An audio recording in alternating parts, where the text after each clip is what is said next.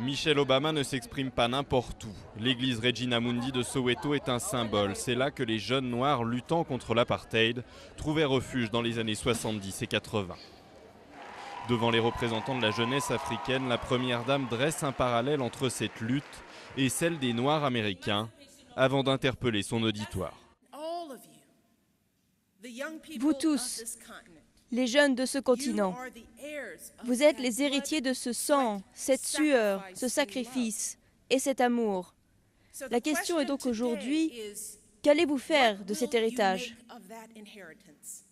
Michelle Obama a bien une idée de la réponse. Elle demande d'abord à cette nouvelle génération de se battre contre le fléau du continent, le virus du sida. Puis, alors que les révolutions arabes ont occupé le devant de la scène, elle demande à cette jeunesse de poursuivre le combat démocratique. Vous pouvez être la génération qui tient vos leaders pour responsables d'un gouvernement ouvert et honnête à tous les niveaux.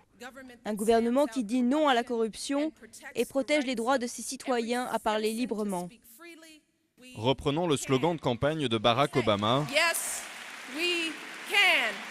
La première dame semble avoir fait passer son message d'espoir. Parfois, vous dites que le travail que vous faites ne donne rien.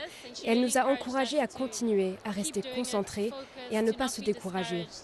Il ne s'agit pas de savoir combien de personnes vous regardent en s'exclamant « Waouh, vous avez fait du bon boulot », mais du pouvoir que nous avons en nous de faire la différence pour notre communauté.